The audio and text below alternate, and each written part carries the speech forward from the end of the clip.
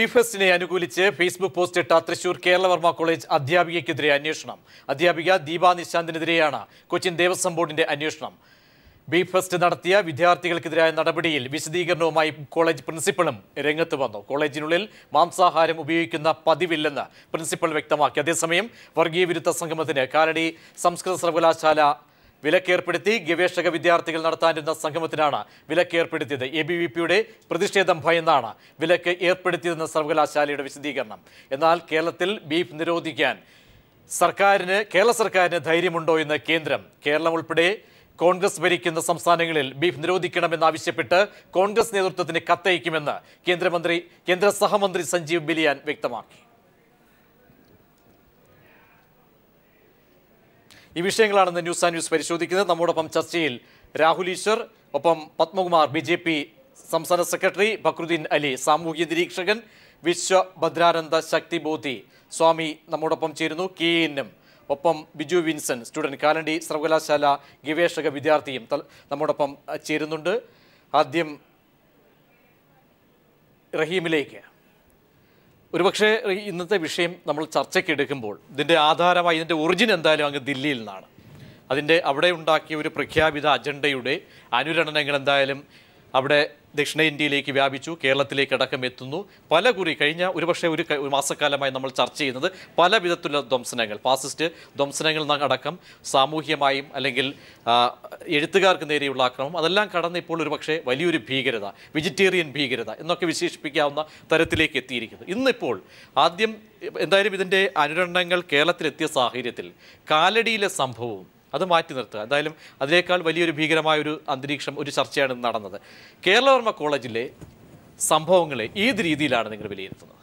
കേരളവർമ്മ കോളേജിൽ ഇത് മാത്രമല്ല, ഇത് രാജ്യത്തെമ്പാടും എന്ത് കഴിക്കണം എന്നതിനെ സംബന്ധിച്ചുള്ള വല്ലാത്തൊരു ഫാസിസ്റ്റ് ഭീകരത നിലനിൽക്കുന്നുണ്ട്. ഇവിടെ വരുന്ന പ്രശ്നം വിശ്വാസത്തിൻ്റെ മറപിടിച്ച് ഒരു കമ്മ്യൂണൽ പോളറൈസേഷന് വേണ്ടിയിട്ട് ഭാരതീയ ജനതാ പാർട്ടിയും RSSും കാര്യമായി പരിശ്രമിക്കുന്നതിൻ്റെ തെളിവാണ് യഥാർത്ഥത്തിൽ ഈ പറയുന്ന വിഷയങ്ങൾ വന്നിരിക്കുന്നത്. കേരളത്തിൽ ഇത് സംബന്ധിച്ച് ഇത്തരത്തിൽ വിലക്കുകൾ വരുന്നത് ഇപ്പോൾ കേരളവർമ്മ കോളേജിൽ വന്നിരിക്കുന്ന പ്രശ്നങ്ങളൊക്കെ തന്നെ നിരാശാജനകമായ സംഭവങ്ങളാണ്. ടീച്ചർക്കെതിരായിട്ട് ഇപ്പോൾ വിശദീകരണം ചോദിച്ചിരിക്കുകയാണ് ബന്ധപ്പെട്ട അധികൃതർ. യഥാർത്ഥത്തിൽ ഇവിടെ RSSും BJPയും വളരെ ശക്തമായി അവരുടെ മുമ്പിലുള്ളത് അവരുടെ രാഷ്ട്രീയ അധികാരം മാത്രമാണ്. അല്ലാതെ അതിന് ഇപ്പോൾ ഗോമാംസം പണ്ടൊരിക്കൽ വലിയൊരു കുഴപ്പം പിടിച്ചൊരു സ്റ്റേറ്റ്മെൻറ്റ് ഉണ്ടായിരുന്നു. എല്ലാ തീവ്രവാദികളും മുസ്ലിങ്ങളല്ല, പക്ഷേ എല്ലാ മുസ്ലിങ്ങളും തീവ്രവാദികളല്ല, പക്ഷേ എല്ലാ തീവ്രവാദികളും മുസ്ലിങ്ങളാണ്. ഇത് ചില കാര്യങ്ങൾ പൊതുബോധത്തിലേക്ക് ചില കാര്യങ്ങൾ വളരെ പോയിസൺ കടത്തിവിടുകയാണ്. ഇവിടെ മാംസാഹാരം കഴിക്കുന്നവരൊക്കെ മുസ്ലിങ്ങളാണ്, പശുക്കളെ തിന്നുന്നതൊക്കെ മുസ്ലിങ്ങളാണ്. പശു ഒരു വശത്ത് വളരെ സേക്രഡ് അനിമലായി പറയുകയും വാഴ്ത്തുകയും അതേസമയത്ത് തന്നെ ആ പശുക്കളെ കൊല്ലുന്നത്, മാംസാഹാരം കഴിക്കുന്നത് ഒക്കെ മുസ്ലിങ്ങളാണ് എന്ന് പറഞ്ഞ് ഹിന്ദു മുസ്ലിം റൈവൽറി ശക്തിപ്പെടുത്തുന്നതിനുള്ള ഒരു രാഷ്ട്രീയ ആയുധമായിട്ടാണ് യഥാർത്ഥത്തിൽ ഇവിടെ നടക്കുന്നത്. അവിടെ തുടങ്ങിയത് അതായത് പ്രഖ്യാപിതമായ ദില്ലിയിൽ നിന്നും പുതിയ കേന്ദ്ര സർക്കാർ പ്രഖ്യാപിച്ച അല്ലെങ്കിൽ പരോക്ഷമായെങ്കിലും പിന്തുണയ്ക്കുന്ന ആ നിലപാടിന്റെ അനുരണനങ്ങൾ തീർച്ചയായും അത് ഇവിടെ കേരളം പോലെ വളരെ പുരോഗമനപരമായ ഒരു സംസ്ഥാനത്ത് എത്തപ്പെട്ടു. അതാണ് വിചിത്രം. വളരെ കരുതലോടുകൂടി പത്മകുമാർ, ഇന്ത്യയിൽ ഒട്ടേറെ വിഷയങ്ങൾ സാമൂഹികമായി ചർച്ച ചെയ്യപ്പെടാനുണ്ട്. കാരണം പോഷകാഹാരക്കുറവ് മൂലം വലിയ തോതിൽ ചത്തൊടുങ്ങുന്ന ബാലന്മാരും അല്ലെങ്കിൽ ബാലികമാരും കുട്ടികളുമൊക്കെ ഉള്ള ഒരു രാജ്യം. ദാരിദ്ര്യത്തിൻ്റെ പരിധി അത് അളക്കുന്ന പരിധികൾക്കും അപ്പുറത്തേക്ക് പോകുന്നു. ധനക്കമ്മി അല്ലെങ്കിൽ സാമ്പത്തിക ഘടന പോലും നമ്മൾ നോക്കിയാൽ കൊട്ടിഘോഷിക്കപ്പെട്ട അല്ലെങ്കിൽ ആ രീതിക്കും അപ്പുറത്തേക്കൊന്നും കാര്യങ്ങൾ പോകുന്നില്ല. സ്ത്രീ സുരക്ഷയുടെ കാര്യം, ഇങ്ങനെ പലവിധ കാര്യങ്ങൾ ചർച്ച ചെയ്യുന്ന സാഹചര്യങ്ങൾ ഇതൊന്നും മൈൻഡ് ചെയ്യാതെ മനസ്സിലാക്കാതെ ഗോവധം എന്ന നിലയിലേക്ക് അതിൻ്റെ രാഷ്ട്രീയത്തിലേക്ക് പോകുന്നു. അതാണ് ഇവിടെ ഏറ്റവും വലിയ ചോദ്യചിഹ്നമായി ഉയരുന്നത്. എന്തുകൊണ്ട് ഈ ഒരു നിലപാടിലേക്ക് ഇപ്പോഴും പുതിയ തലത്തിലേക്ക് അതിൻ്റെ അനുരണനങ്ങൾ എന്തായാലും അതിൻ്റെ ഇമ്പാക്റ്റ് എന്തായാലും വ്യാപിച്ചുകൊണ്ടിരിക്കുന്ന സാഹചര്യത്തിൽ എന്തുകൊണ്ട് ഇതിലേക്ക് മാത്രം കാര്യങ്ങളെ കൂടുതൽ അടുപ്പിക്കുന്നു? കാരണം താങ്കൾ ആദ്യം പറഞ്ഞ കാര്യങ്ങൾ, സ്ത്രീ സംരക്ഷണം, പോഷകാഹാരക്കുറവ്, ഈ കാര്യങ്ങളെ സംബന്ധിച്ചൊക്കെ വളരെ ശക്തമായ രീതിയിൽ ഈ രാജ്യം മുന്നോട്ട് പോയിക്കൊണ്ടിരിക്കുക. അതിലൊന്നും യാതൊരു സംശയമില്ല. ആ കാര്യങ്ങളൊന്നും ചർച്ച ചെയ്യാതെ ഇരിക്കുന്നില്ല. ഗോവധത്തെ സംബന്ധിച്ച് ഇപ്പോൾ പുതിയ കാര്യമൊന്നുമല്ലല്ലോ. എത്രയോ വർഷങ്ങളായിട്ട് നമ്മുടെ ഈ രാജ്യത്ത് നിലവിലുള്ള ഒരു നിയമമാണ്. അതിലിപ്പോൾ 29 സംസ്ഥാനങ്ങളിൽ 24 സംസ്ഥാനങ്ങളിലും ചെറുതും വലുതുമായിട്ടുള്ള നിയമങ്ങളുണ്ട്. ഗോവധവുമായി ബന്ധപ്പെട്ട്, ഗോവധം തന്നെ അതുമായി ബന്ധപ്പെട്ട് നിയമങ്ങളുണ്ട്. നമ്മുടെ കേരളത്തിൽ തന്നെ ഫിറ്റ് ഫോർ സ്ലാട്ടർ എന്നുള്ള സർട്ടിഫിക്കറ്റ് ഇല്ല എങ്കിൽ 6 മാസം വരെ ശിക്ഷ കൊടുക്കുന്നുണ്ട്. അപ്പോൾ ഒരു പരിധി വരെ ഇത് ഒരു വിശ്വാസത്തിൻ്റെ പ്രശ്നമാണ്. ഹിന്ദു സമൂഹത്തെ സംബന്ധിച്ചിടത്തോളം അവിടെ അഭിവൃദ്ധിയുടെ, അവരുടെ സമ്പത്തിൻ്റെ, അവിടെ സമൃദ്ധിയുടെ ഒക്കെ ചിഹ്നമായിട്ട് പശുവിനെ കാണുന്നു. അതുമാത്രമല്ല, ഇതിനെ സംബന്ധിച്ച് കാർഷിക വ്യവസ്ഥിതിയുമായി ബന്ധപ്പെട്ട ഒരു പ്രശ്നമാണ്. നമുക്ക് ഇത് സ്വാതന്ത്ര്യത്തിന് മുമ്പ് തന്നെ ഇങ്ങനെയുള്ള പ്രശ്നങ്ങൾ ഉണ്ടായിട്ടുണ്ട്. 1944 ബ്രിട്ടീഷുകാർ ഇന്ത്യയിൽ ഗോവധം നിരോധിച്ചിട്ടുണ്ട്. ഇതൊരു വിശ്വാസത്തിന്റെ പ്രശ്നമാണ്, രാജ്യത്തിന്റെ പ്രശ്നമാണ്. മക്രുദ്ദീനിലേക്ക് അവിടെ അവർ പറയുന്ന പോലെ 70കളിലും 60കളിലും തുടങ്ങി വെച്ച ഒരു സംഭവവികാസങ്ങൾ അത് പല ഘട്ടത്തിൽ, കാരണം കോൺഗ്രസ് ഭരിച്ചപ്പോഴും ഇന്ദിരാഗാന്ധി ഭരിച്ച കാലഘട്ടത്തിലൊക്കെ തന്നെ നടപ്പാക്കിയതും തുടർന്നു വരുന്നതുമായ കാര്യങ്ങൾ ഒന്നും പുതിയ സംഭവമല്ല. മഹാരാഷ്ട്രയിലടക്കം സ്ഥിതി പരിശോധിക്കുമ്പോൾ ജൈനമതക്കാരുടെ വിശ്വാസം അതൊക്കെ തന്നെ ഈ മുൻപും തുടർന്നു വന്ന കാര്യങ്ങളാണ്. അവിടെ BJP ഭരിക്കാൻ വരുന്നു. മോഡിയുടെ സർക്കാർ വന്നതിന് ശേഷം ഇതിലൊക്കെ തന്നെ എന്തുകൊണ്ട് അസ്വാഭാവികതയുടെ ലക്ഷണങ്ങൾ നിങ്ങൾ ഉന്നയിക്കുന്നു, നിരീക്ഷകരടക്കം? അല്ല, ഇതിൻ്റെ ഒരു ബേസിക് പ്രോബ്ലം കിടക്കുന്നത് ഇദ്ദേഹം വന്ന 70s 80s ഒന്നുമല്ല, 1800-കൾ, 19-ാം നൂറ്റാണ്ടിൽ തന്നെ ഗോവധവുമായിട്ട് ബന്ധപ്പെട്ട്, ഗോവധ നിരോധനമായിട്ട് ബന്ധപ്പെട്ട് ആര്യസമാജ നേതൃത്വത്തേക്ക് അതിശക്തമായ പ്രക്ഷോഭങ്ങൾ ഉത്തരേന്ത്യയിൽ നടക്കുകയും വർഗീയ കലാപങ്ങൾ ഉണ്ടാവുകയും ചെയ്തിട്ടുണ്ട്. അവിടെ അന്ന് ഹിന്ദു മഹാസഭയും, അന്ന് RSS ഉണ്ടായിട്ടില്ല. ആ സന്ദർഭത്തിൽ 1925-ലാണ് RSS ഉണ്ടാകുന്നത്. ഹിന്ദു മഹാസഭയും അതുപോലെ തന്നെ മുസ്ലിം ലീഗും കലാപം ഉണ്ടാക്കാൻ ചെയ്യുന്നത് പ്രധാനപ്പെട്ട പണിയെന്ന് വെച്ചാൽ, ഒരു അമ്പലത്തിൻ്റെ മുന്നിൽ ഒരു പശുവിൻ്റെ തല ഉണ്ടച്ചു വെക്കും, ഒരു പള്ളീൻ്റെ മുന്നിൽ പന്നീൻ്റെ തല ഉണ്ടച്ചു. വിവരമില്ലാത്ത ആളുകൾ പരസ്പരം തമ്മിലടിക്കും. ഇതായിരുന്നു നടന്നുകൊണ്ടിരുന്നത്. അത് കഴിഞ്ഞ് ഇന്ത്യക്ക് സ്വാതന്ത്ര്യം കിട്ടി, നമ്മൾ ഈ രീതിയിലൊക്കെ വന്നു. ആ സമയത്ത് പല സ്ഥലങ്ങളിലും, ഇപ്പോൾ ഉത്തരേന്ത്യയിലെല്ലാം തന്നെ, ഞാനിപ്പം അപ്പഞ്ചേട്ടൻ പറഞ്ഞതെന്ന് വെച്ചാൽ, ഉത്തരേന്ത്യയിൽ പശുവിനെ ദൈവമായി കരുതുന്ന വലിയൊരു സംസ്കാരമുണ്ട്. അതില്ല എന്നൊന്നും ഞാൻ പറയുന്നില്ല.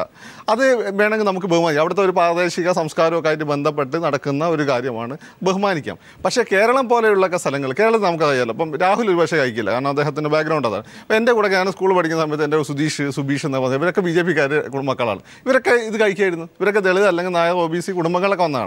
അപ്പോൾ നമ്മുടെ നാട്ടിൽ ബീഫ് കഴിക്കുക എന്നുള്ളത് നമ്മുടെ ഒരു ശീലമാണ്. നമ്മളൊക്കെ അതുപോലെ നോർത്ത് ഈസ്റ്റ് സ്റ്റേറ്റുകളിൽ ബീഫ് അവരുടെ ഒരു ജീവിതത്തിൻ്റെ ഭാഗമാണ്. ഞാൻ പറഞ്ഞു വരുന്നത്, ഇത് ഉത്തരേന്ത്യയിൽ അങ്ങനെ ഒരു ശീലം, ഒരു സാംസ്കാരികമായി ഹിന്ദുമതത്തിന് ഏറ്റവും വലിയ പ്രത്യേകത എന്താ?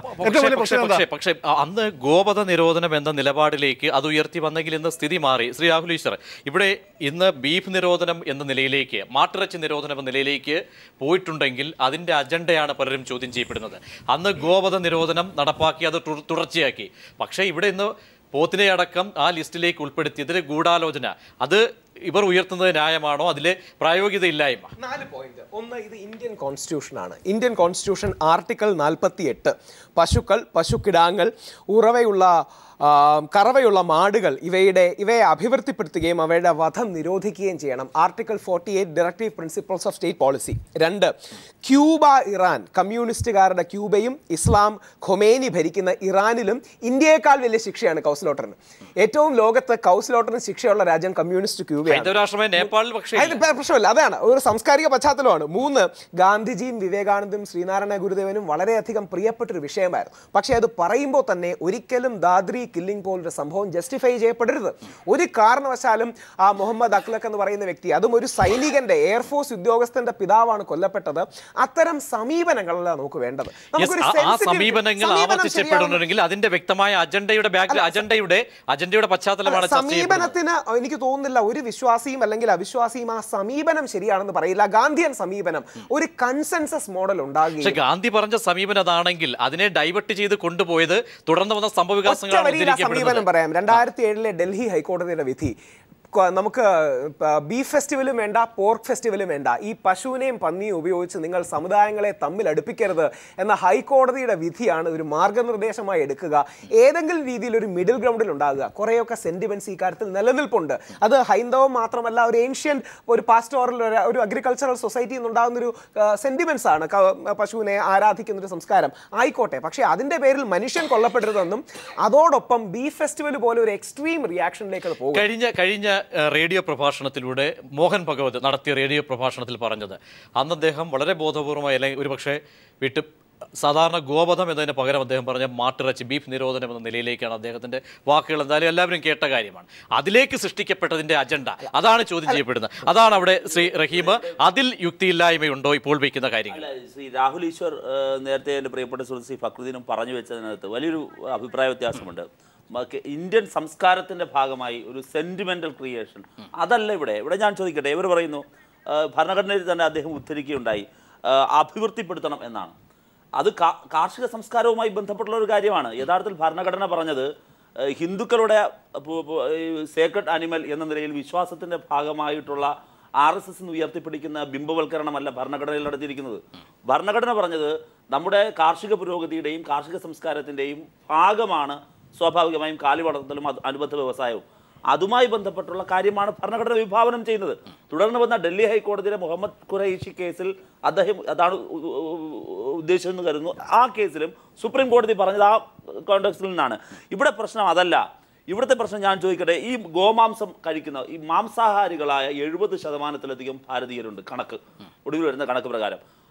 അങ്ങനെയാണെങ്കിൽ നോക്കുമ്പോൾ ഈ RSSകാരായിട്ടുള്ളവർ അല്ലെങ്കിൽ ഈ പറയുന്ന മറ്റ് മുസ്ലിം ക്രിസ്ത്യൻ വിഭാഗങ്ങൾക്കപ്പുറത്തുള്ള ഒരു വലിയ വിഭാഗം അതിന്റെ യാഥാർത്ഥ്യം വ്യക്തമായ കണക്കുകളുണ്ട്. CNIBN പുറത്തുവിട്ട സർവേയുടെ കണക്കുണ്ട്. നമുക്ക് അതിലേക്ക് പോകാം. അവിടെ സ്വാമിജി കൂടി വിശ്വഭദ്രാനന്ദ ശക്തിബോധി ചേരുന്നു. ഇവിടെ രാഹുൽ ഈശ്വരടക്കം സൂചിപ്പിക്കുന്നത് പോലെ വൈദിക കാലഘട്ടം മുതൽ എടുത്ത് പരിശോധിച്ചാൽ ഭാരതത്തിൻ്റെ സംസ്കാരത്തിൻ്റെ ഭാഗമാണ് ഗോപൂജ. ഇതിലൊക്കെ തന്നെ വലിയ രീതിയിൽ നമ്മൾ ഊറ്റം കൊള്ളുകയും അതിൻ്റെ പേര് പറഞ്ഞ് വലിയ രാഷ്ട്രീയ മുതലെടുപ്പാണ് ഇപ്പോൾ നടത്തുന്നത്. അതല്ല എന്ന് പറയുന്ന ഇത്തരം വാദഗതികളെ താങ്കൾക്ക് എങ്ങനെ കാണാൻ കഴിയും? ഇത്തരം സംസ്കാരത്തിൻ്റെ ഭാഗമാണ്, അല്ലെങ്കിൽ വൈദിക കാലം തൊട്ട് തുടങ്ങിയ കാഴ്ചപ്പാടുകളുടെ ഭാഗമാണ്, അത് തുടരുന്നു വരുന്നു തുടങ്ങിയ ഈ സംഘപരിവാർ മുന്നോട്ട് വയ്ക്കുന്ന ഇത്തരം നിലപാടുകളെ താങ്കൾ എങ്ങനെ വ്യക്തിപരമായി, താങ്കൾ എന്തായാലും ഇത്തരം സംസ്കാരത്തെക്കുറിച്ചും ആർഷഭാരത സംസ്കാരത്തിൻ്റെ വലിയ തോതിലുള്ള ബൃഹത് ഗ്രന്ഥങ്ങളെയൊക്കെ കുറിച്ച് താങ്കൾ മനസ്സിലാക്കിയ വ്യക്തിയാണല്ലോ. താങ്കൾക്ക് വളരെ വ്യക്തമായി തന്നെ കണ്ടെത്താൻ അല്ലെങ്കിൽ നിരീക്ഷിക്കാൻ കഴിയുന്ന കാര്യങ്ങൾ?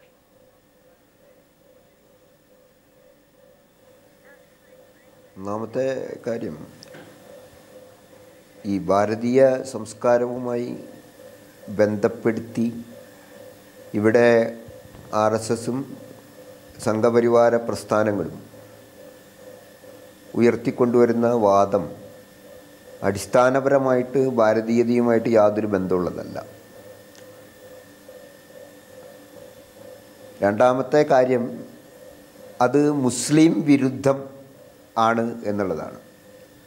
എനിക്കിവിടെ ബഹുമാന്യനായ BJP നേതാവ് പത്മകുമാറിനോട് ചോദിക്കാനുള്ളത് ഒറ്റ ചോദ്യമാണ്.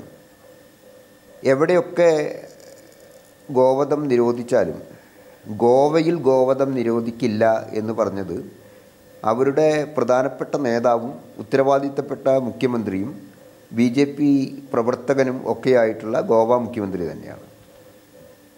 എന്നിട്ട് ഇപ്പോൾ കേന്ദ്ര ഗവൺമെൻറ് ചോദിക്കുന്നത് കേരളത്തിൽ അത് നിരോധിക്കാൻ ധൈര്യമുണ്ടോ എന്നാണ്. അപ്പോൾ ആദ്യം ഇത് ചോദിക്കേണ്ടത് ഗോവയിൽ എന്തുകൊണ്ടാണ് ഗോവധ നിരോധനം BJP ഉയർത്താത്തത് എന്നതാണ് പ്രശ്നം, ഒന്നാമത്തെ കാര്യം. രണ്ടാമത്തെ ഒരു കാര്യം എനിക്ക് പറയാനുള്ളത്, ഭാരതീയ സംസ്കാരത്തിൻ്റെ അടിസ്ഥാന പ്രമാണങ്ങൾ ഋഗ്വേദമാണല്ലോ. രാഹുൽ ഈശ്വർ ഒരു ബ്രാഹ്മണനാണ് എന്നാണ് ഞാൻ മനസ്സിലാക്കിയിട്ടുള്ളത്. അദ്ദേഹം ഋഗ്വേദം വായിച്ചിട്ടുണ്ടോ എന്ന് എനിക്കറിയില്ല. പക്ഷേ എൻ്റെ ഗതികേട് കൊണ്ടോ അല്ലെങ്കിൽ വിവരക്കേട് കൊണ്ടോ ഋഗ്വേദം അത്യാവശ്യം വായിച്ചു നോക്കാൻ ഞാൻ നിർബന്ധിതനായിട്ടുണ്ട്. അപ്പോൾ അതിൽ ഈ 10ാം മണ്ഡലത്തിൽ ഇന്ദ്രൻ എങ്ങനെയാണ് പശുക്കളെ കൊന്ന് തനിക്ക് ബ്രാഹ്മണർ യാജ്ഞികർ ഹവിസ് നൽകുന്നത് എന്ന് വിവരിക്കുന്നുണ്ട്. അതൊക്കെ ഒന്ന് വായിച്ചു നോക്കേണ്ടതാണ്. പശുക്കളെ കൊല്ലുന്ന കാര്യം ഇന്ദ്രനാണ് പറയുന്നത്. അത് കൂടം കൊണ്ട് അടിച്ചു കൊല്ലാം, ഈർച്ചവാൾ കൊണ്ട് മുറിച്ചു കൊല്ലാം എന്നൊക്കെ വളരെ കൃത്യമായിട്ടതിൽ പറയുന്നുണ്ട്. പിന്നെ BJPയും RSSൻ്റെയും ഒരു ആദർശ പുരുഷൻ ശ്രീരാമനാണ്. രാമായണം അദ്ദേഹത്തിൻ്റെ ജീവിത ഗാനവുമാണ്. ഈ രാമായണത്തിൽ ശ്രീരാമൻ ഉണ്ടാവാനായിട്ട് പുത്രകാമേഷ്ടിയാഗം നടത്തുന്ന ദശരഥ മഹാരാജാവ് 300ഓളം പശുക്കളെ അറുത്ത് ഹോമിച്ചു എന്ന് എഴുതിയിട്ടുള്ളത് വാൽമീകി മഹർഷിയാണ്, നമ്മളാരുമല്ല. അപ്പോൾ ഭാരതീയ സംസ്കാരത്തിൽ ഒരിക്കലും പശു ഹിംസിക്കപ്പെട്ടിട്ടില്ല, പശുവിനെതിരായ ഒന്നും നടന്നിട്ടില്ല എന്നൊക്കെ പറയുന്നത് ശുദ്ധമായ വിവരക്കേടാണ്. അതിന് മറുപടി എന്തായാലും പത്മകുമാറിനൊപ്പം രാഹുൽ ഈശ്വരനും ഉണ്ടാകും. മാത്രമല്ല അതിന്റെ വ്യക്തമായ നിരീക്ഷണങ്ങൾ കൂടി അതിലേക്ക് കൂടി കടക്കേണ്ടതുണ്ട്. രാഹുൽ, ഇവിടെ എന്തായാലും സ്വാമി ചൂണ്ടിക്കാട്ടിയ കുറേ നിരീക്ഷണങ്ങളുണ്ട്. പത്മകുമാറിനും വളരെ മറുപടി പറയേണ്ട കുറേ കാര്യങ്ങൾ അദ്ദേഹം ഉന്നയിക്കുകയും ചെയ്തു. അതിനു മുൻപ് 2006 ദി ഹിന്ദു CNIBN നടത്തിയ സർവേ, നേരത്തെ ഇവിടെ റഹീം സൂചിപ്പിച്ചതുപോലെ ഏത് രീതിയിൽ ബീഫിന്റെ ഉപഭോഗം സംബന്ധിച്ചും ഏത് രീതിയിലാണ് ഇന്ത്യൻ സമൂഹത്തിൽ എത്രത്തോളം സ്വാധീനം ചെലുത്തുന്നു തുടങ്ങിയ സംബന്ധിച്ചുള്ള ഒട്ടേറെ സംശയങ്ങൾ വരുന്നു. ചെറിയൊരു റിപ്പോർട്ടിലേക്ക്. സർവേ നടത്തിയവരിൽ 60% മാംസാഹാരം കഴിക്കുന്നവരാണ്. വെറും 31% മാത്രമാണ് സസ്യാഹാരം കഴിക്കുന്നവർ. ശേഷിക്കുന്ന 9% സസ്യാഹാരത്തോടൊപ്പം മുട്ടയും കഴിക്കും. 21% കുടുംബങ്ങൾ മാത്രമാണ് എല്ലാ അംഗങ്ങളും വെജിറ്റേറിയൻ ആയിട്ടുള്ളവർ. ബ്രാഹ്മണ സമൂഹത്തിൽ പോലും 55% മാത്രമേ സസ്യാഹാരം ശീലമാക്കുന്നവരുള്ളൂ. ആദിവാസികളിൽ 12%, ഹിന്ദുക്കളിൽ മഹാഭൂരിപക്ഷവും മാംസാഹാര പ്രിയരാണ്. അതേസമയം ക്രിസ്ത്യാനികൾ 8% വെജിറ്റേറിയനാണെന്ന് സർവേ ചൂണ്ടിക്കാട്ടുന്നു. കേരളം അടക്കമുള്ള തീരദേശ സംസ്ഥാനങ്ങളിൽ സസ്യാഹാരം മാത്രം കഴിക്കുന്നവർ വിരളമാണ്. കേരളത്തിൽ വെറും 2% കുടുംബങ്ങൾ മാത്രമേ സസ്യാഹാരം മാത്രം കഴിക്കുന്നവരുള്ളൂ. തമിഴ്നാട്ടിലും ഒഡീഷയിലും 8%, ആന്ധ്രാപ്രദേശ് 4%, പശ്ചിമ ബംഗാളിൽ 3% കുടുംബങ്ങൾ മാത്രമാണ് പൂർണ്ണമായും സസ്യാഹാരം കഴിക്കുന്നവർ. രാജസ്ഥാൻ, ഹരിയാന എന്നിവിടങ്ങളിലാണ് സസ്യാഹാരം മാത്രം ശീലമാക്കുന്നവർ ഭൂരിപക്ഷമുള്ളൂ. കടുത്ത ഗോവധ നിരോധനം നിലനിൽക്കുന്ന ഗുജറാത്തിലും മധ്യപ്രദേശിലും മാംസം കഴിക്കുന്നവരാണ് കൂടുതൽ എന്നത് ശ്രദ്ധേയം. ഗുജറാത്തിൽ 55%, മധ്യപ്രദേശിൽ 65% മാംസം കഴിക്കുന്നവരാണ്. മാംസത്തിന്റെ ഏറ്റവും കൂടുതൽ ഉപഭോഗം കേരളത്തിലാണ്. ആസാം, പശ്ചിമ ബംഗാൾ, ആന്ധ്രാപ്രദേശ്, തമിഴ്നാട് എന്നിവയാണ് കേരളത്തിന് തൊട്ടുപിറകെ നിൽക്കുന്ന സംസ്ഥാനങ്ങൾ. പഞ്ചാബ്, രാജസ്ഥാൻ എന്നീ സംസ്ഥാനങ്ങളാണ് ഇതിന് പിന്നിൽ. ഗ്രാമങ്ങളിൽ 53% പേർ മാംസാഹാരം ഉപയോഗിക്കുന്നവരാണ്. നഗരത്തിൽ ഇത് 42.6%. News desk. രാഹുലിലേക്ക് വരാം. ശ്രീ പത്മകുമാർ, ഇവിടെ ഇത് കൈരളി TV റിപ്പോർട്ടല്ല, CNIBNന്റെയും ഒപ്പം ദി ഹിന്ദുവും പുറത്തുവിട്ട വലിയ നിരീക്ഷണങ്ങൾ, ഒട്ടേറെ സർവേ നടത്തിയതിൻ്റെ ഫലമാണ് പുറത്തു വരുന്നത്. ഇത് ഒരു ഘടകം മാത്രമല്ല. ഇവിടെ സ്വാമി സൂചിപ്പിച്ചതുപോലെ വിശ്വാസ പ്രമാണങ്ങളെ അദ്ദേഹം ഉദ്ധരിച്ചു, ശ്രീരാമൻ അടക്കമുള്ള ആളുകളുടെ ചരിത്രം. മാത്രവുമല്ല, ആയുർവേദം വലിയ തോതിൽ ഇന്ത്യൻ സംസ്കാരത്തോട് ചേർന്ന് കിടക്കുന്ന ആയുർവേദത്തിൽ മാംസ ഉപയോഗത്തിൻ്റെയും ഒക്കെ എത്രത്തോളം ഗുണപരമാണ് തുടങ്ങിയ ഒട്ടേറെ ഘടകങ്ങൾ അതിനകത്ത് ആയുർവേദത്തിൽ പറയുന്നുണ്ട്. സവർക്കർ, വലേ സാഹിബ് തുടങ്ങിയ സംഘപരിവാറിൻ്റെ വലിയ ആദരണീയരായ നേതാക്കളടക്കം മാംസാഹാരം ഉപയോഗിച്ചിരുന്നതായി തെളിവുകൾ സഹിതം ഒട്ടേറെ ചരിത്ര പണ്ഡിതരടക്കം പറയുന്നുണ്ട്. ഇതൊക്കെ തള്ളിക്കളഞ്ഞുകൊണ്ട് പൊടുന്നനെ ഒരു അജണ്ട സൃഷ്ടിച്ച് മുന്നോട്ട് പോയാൽ അതിൻ്റെ ഉള്ളുകളികൾ ജനം തിരിച്ചറിയും. പിന്നെ സ്വാമി പറഞ്ഞത് എന്താണെന്ന് ഞാൻ കേട്ടില്ല. താങ്കൾ പറഞ്ഞത് മാത്രമേ ഉള്ളൂ. എനിക്ക് ഓഡിയോ പ്രശ്നമുള്ളത് കൊണ്ട് കേൾക്കാൻ കഴിഞ്ഞിട്ടില്ല. ഇപ്പോൾ ഹിന്ദു നാമധാരികളായ ഒരുപാട് ആളുകൾ അഹിന്ദുക്കളുടെ സ്വഭാവം വെച്ചുകൊണ്ട് പെരുമാറുന്ന ആളുകളുണ്ട്. അതൊക്കെ ഹിന്ദുക്കളുടെ അഭിപ്രായമാണ് എന്ന് പറയാൻ പറ്റില്ലല്ലോ. ഇപ്പോൾ കാവി ധരിക്കുന്നവരെല്ലാവരും സ്വാമിയാണെന്നും സന്യാസി ജീവിതം നയിക്കുന്നവരാണെന്നും നമുക്ക് പറയാൻ കഴിയില്ലല്ലോ. അതുകൊണ്ട് ആ കാര്യങ്ങളൊക്കെ അങ്ങ് വിടുക. ഇപ്പോൾ ഇതിനെ സംബന്ധിച്ച് നിങ്ങളുടെ സർവേ സംബന്ധിച്ച് പറയുമ്പോൾ ഈ സർവേ ഞങ്ങളാരെങ്കിലും ഈ മാംസം കഴിക്കുന്നതിനെതിരാണ് ഇവിടുത്തെ BJP, RSS, ഹിന്ദുക്കളോ എന്നാരെങ്കിലും പറഞ്ഞിട്ടുണ്ടോ? എങ്കിലല്ലേ ഈ സർവേയുമായി ബന്ധപ്പെട്ട് ഇപ്പം ഉയർന്നു വന്നിട്ടുള്ള പ്രശ്നം എന്താ? പശുവിനെ കൊല്ലുന്നത് അത് നമ്മുടെ കാർഷിക സംസ്കൃതിയുമായി ബന്ധപ്പെട്ട് അത് എതിരാണ്. അതുപോലെ ഒരു ചെറിയ വിഭാഗത്തിൻ്റെ ആണെങ്കിലും ആളുകളുടെ ഒരു വിശ്വാസ പ്രമാണമാണ് ഈ കാര്യം.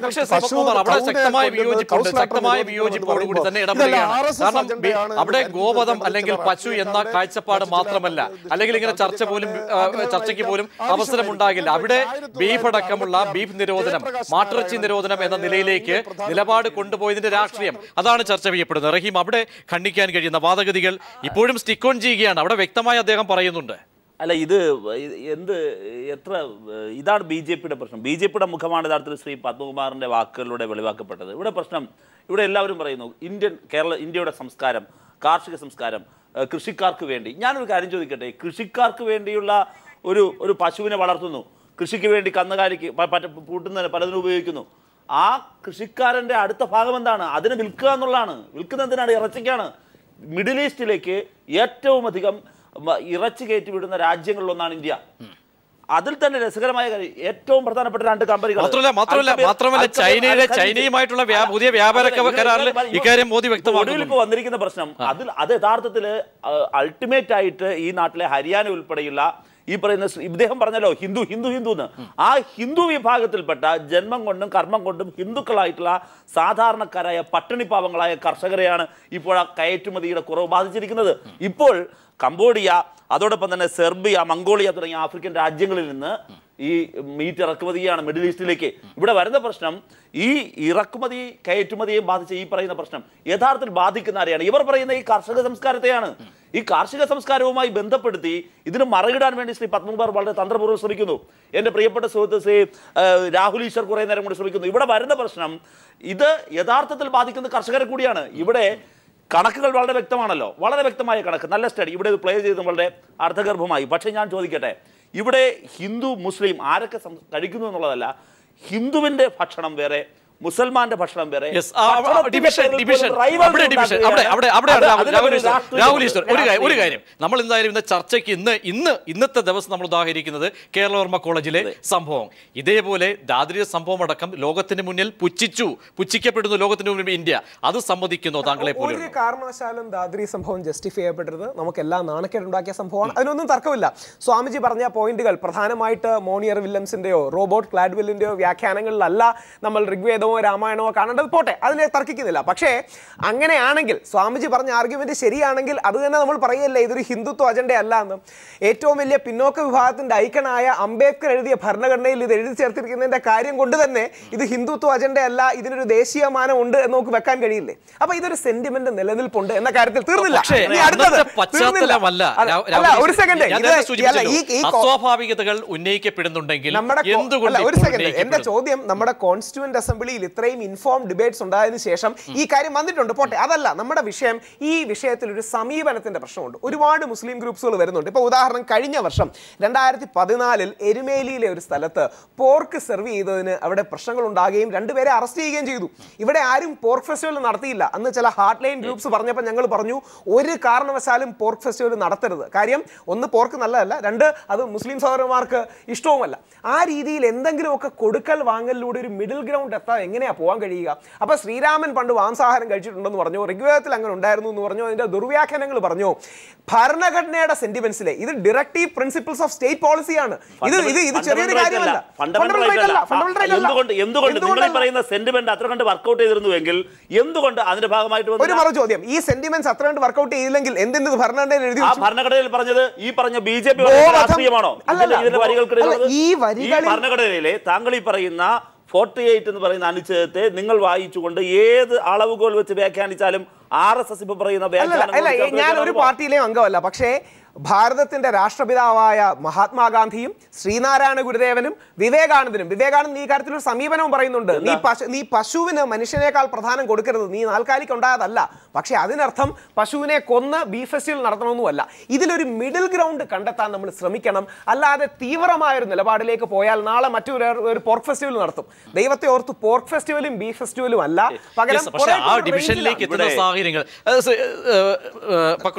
ഇവിടെ അവിടെ എന്തെങ്കിലും ഒളിച്ചുകളി, ഇതുപോലെ ചില തന്ത്രങ്ങൾ നിശ്ചയിക്കും. ഇതാണ് ഞാൻ നേരത്തെ സൂചിപ്പിച്ച രാഷ്ട്രീയം എന്ന വശം. അല്ല, തീർച്ചയായും നേരത്തെ സ്വാമിജി പറഞ്ഞു. ഇപ്പോൾ ഗോഖാന എന്നൊക്കെ ഋഗ്വേദത്തിൽ അതിഥീനെ പറ്റി പറയും. അതിഥിക്ക് ഏറ്റവും നല്ല മാംസം പശുവിനെ കഴിക്കുന്നവനാണ് ഗോഖാന എന്നാണ് പറയുന്നത്. പക്ഷേ ഇതൊക്കെ പറയുന്നത് റോമിലാതാപ്പറിനൊക്കെ പോലെയുള്ള ഒരിപ്പം രാഹുൽ ഒരു പക്ഷേ എക്സ്ട്രീം ലെഫ്റ്റ് പോലെയുള്ള DD കോസാമിനെ പോലെയുള്ള സംസ്കൃതം പഠിച്ചിട്ടുള്ള ഇന്ത്യക്കാരാണ് ഈ ആർഗ്യുമെൻ്റ് എല്ലാം തന്നെ മുന്നോട്ട് വെച്ചത്. അപ്പം ഞാൻ പറഞ്ഞു വരുന്നത് എന്താ വെച്ചാൽ, ഇപ്പോൾ രാഹുൽ പറഞ്ഞ ഒരു പോയിന്റോട് നമുക്കിതിനെയൊക്കെ ഒരു മധ്യമ മാർഗം പിന്തുടരുന്നതാണ് നല്ലത്. ഞാൻ പറഞ്ഞല്ലോ, ഉത്തരേന്ത്യയിലെ ഹിന്ദു ജനവിഭാഗങ്ങൾക്കിടയിൽ കൺക്ലൂഡ് ചെയ്തോട്ടെ. നമ്മൾ ഇന്ത്യനെ കാണുമ്പോൾ ഈ RSS പറഞ്ഞ ഹിന്ദുത്വം എന്നുള്ള ഒരു മോണോലിത്തിക്കായിട്ട് നമ്മൾ കാണരുത്. ഇപ്പോൾ സലഫികൾ മുസ്ലാമിനെ കാണുന്ന പോലെ, സലഫികൾ എന്താ സൗദി അറേബ്യയിലുള്ള ഇസ്ലാമുണ്ട്. അതുപോലെ ഈ ഹിന്ദുത്വവാദികൾ ഉത്തരേന്ത്യയിലുള്ള ഒരു വൈശ്യ ബ്രാഹ്മൺ ക്ഷത്രിയ അവർ തമ്മിലുള്ള റിലേഷൻഷിപ്പിനെ അവർ പ്രാക്ടീസ് ചെയ്യുന്ന ഹിന്ദുയിസത്തെയാണ് ഇവർ ഹിന്ദുത്വം ഇവിടെ അടിച്ചേൽപ്പിക്കാൻ ശ്രമിക്കുന്നത്. ഇന്ത്യയുടെ സാംസ്കാരികമായ വൈവിധ്യങ്ങൾ ഉൾക്കൊണ്ടുകൊണ്ട് നമ്മൾ പോകുന്ന സമയത്ത് സ്വാഭാവികമായിട്ടും ഇന്ത്യയിലെ ഉത്തരേന്ത്യ തന്നെ ദളിത് ബീഫ് കഴിക്കുന്നുണ്ട്. അതുപോലെ തന്നെ നോർത്ത് ഈസ്റ്റ് കേരളയിൽ അങ്ങനെ വലിയ പ്രശ്നം ബ്രാഹ്മൺസും ക്ഷത്രിയാസും കഴിക്കില്ല എന്ന് തോന്നുന്നു. വൈശ്യ വിഭാഗം ഇവിടെ ഇല്ല. അപ്പം ഈ ഒരു വൈജാത്യവും ഈ നമ്മുടെ സമൂഹത്തിലെ വൈരുദ്ധ്യങ്ങൾ മനസ്സിലായിക്കൊണ്ട് മറ്റുള്ളവരുടെ വികാരങ്ങൾ ഹനിക്കുക എന്ന് വെച്ചാൽ വികാരങ്ങൾ എങ്ങനെ ബോധപൂർവം ഈ അമ്പലത്തിന് മുന്നിൽ പോയിട്ട് വെട്ടുക, അല്ലെങ്കിൽ ഈ രീതിയിലുള്ള പിന്നെ ഇടപെടലുകൾ നടത്താതെ, അതുപോലെ തന്നെ ഈ തരം നിയമങ്ങൾ അടിച്ചേൽപ്പിക്കാതെ നമുക്ക് കേരളോർമയിൽ ഒരു പക്ഷേ ഫക്രുദ്ദീന്റെ വാക്കുകൾ കടമെടുത്ത് പറയുന്നത് ഒരു ബീഫ് ഫെസ്റ്റിവലിന് പകരം അവിടെയാണ് നമുക്കൊരു ഗാന്ധി ഇല്ലാതായി പോകുന്നത്. ഒരു ദിവസത്തെ ഒരു സദ്ഭാവനയോ അല്ലെങ്കിൽ ഒരു ദിവസത്തെ ഫാസ്റ്റോ വെക്കുകയാണെങ്കിൽ ഗുരുവായൂർ നടക്കമുള്ള തന്ത്രിമാരെ തന്നെ സപ്പോർട്ട് ചെയ്യുമായിരുന്നു. അല്ലെങ്കിൽ മുഹമ്മദ് സർതാജ് എയർഫോഴ്സിലെ പേഴ്സണലാണ്, അദ്ദേഹം ഇന്നലെ പറഞ്ഞത് സാരേ ജഹാൻ സേ അച്ഛാ ഹിന്ദുസ്ഥാൻ ഹമാരാ പോയി, എന്റെ അച്ഛൻ പോയി, പക്ഷെ അതിന്റെ പേരിൽ നിങ്ങൾ രാഷ്ട്രീയം കളിക്കരുതെന്നാണ്. രാഹുൽ, ഇന്ത്യ എന്ന ലോകത്തിലെ ഏറ്റവും വലിയ ഡെമോക്രാറ്റിക് കൺട്രിക്കുള്ളിൽ ഒരു വയോധികനായ ഒരു മനുഷ്യനെ ബീഫ് കഴിച്ചു എന്ന് ആരോപിച്ചുകൊണ്ട് തല്ലിക്കൊല്ലുന്നു. അതിനെതിരെ അവരാരും ഈ കേരള വർമ്മ കോളേജിലെ വിദ്യാർത്ഥികള് വേറെ ഒന്നും ചെയ്തില്ലല്ലോ. അവർ ബീഫ് ഫെസ്റ്റ് നടത്തി, അവർ പ്രതികരിച്ചത് എന്താണ്? അതൊരു ദേവസ്വം ബോർഡിന്റെ കോളേജാണ്, മറുഭാഗത്തെ പ്രകോപിപ്പിച്ചുകൊണ്ടല്ല ചെയ്യേണ്ടത്. അതൊരു ദേവസ്വം ബോർഡിന്റെ കോളേജാണ്.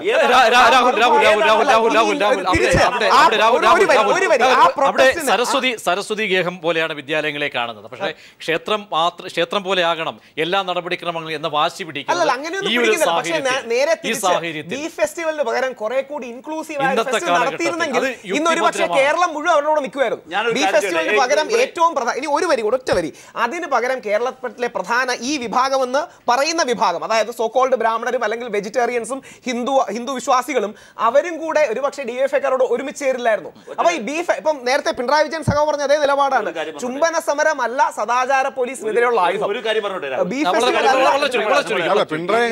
അഖിലാഖിന്റെ കൊലപാതകം മാത്രമല്ല, അതിനെ തുടർന്ന് വന്ന BJP നേതാക്കളുടെ സാക്ഷി മഹാരാജിന്റെ എല്ലാം സ്റ്റേറ്റ്മെന്റ് എന്താ? നമ്മുടെ മാതാവാണ് വിശ്വാസവുമായി ബന്ധപ്പെടുത്തി പശുവിനെ കൊല്ലുന്നവരെ ഇനിയും കൊല്ലണം. ഇത്തരത്തിൽ വരുമ്പോൾ ഞങ്ങളെയും കൊന്നോ, ഞങ്ങളും റെഡി എന്ന് ജാതിമത ചിന്തകൾ വളരെ സങ്കീർണമായ വിഷയം തന്നെ. എന്തായാലും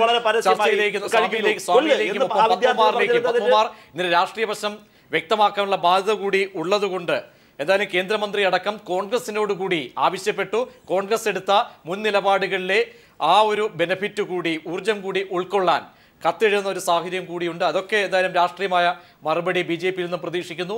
സ്വാമിജിയിലേക്ക്. സ്വാമിജി, ഇവിടെ ഗോവധം സംബന്ധിച്ച നിലപാട് അല്ലെങ്കിൽ സ്വാതന്ത്ര്യത്തിന് മുൻപോ അല്ലെങ്കിൽ ശേഷമോ എപ്പോഴും ആയിക്കോട്ടെ, അത് തുടർന്ന് വന്നിരുന്നുവെങ്കിൽ ഇപ്പോഴതിനുശേഷം വ്യക്തമായ വ്യാഖ്യാനങ്ങൾ നൽകുന്നുണ്ടെങ്കിൽ അതിൻ്റെ അജണ്ട അത് പലരെങ്കിലും തിരിച്ചറിയുന്നുണ്ടോ? കാരണം ആ ദില്ലി സംഭവത്തിന്, ദാദ്രി സംഭവത്തിന് ശേഷം അവിടെ അയോധ്യയിലെ സ്വാമിമാർ, ഒരു വിഭാഗം സ്വാമിമാർ ചേർന്ന് മുന്നോട്ട് വെച്ചത് ഫാസിസത്തെ അടിച്ചമർത്തേണ്ട സാഹചര്യമായിരിക്കുന്നു.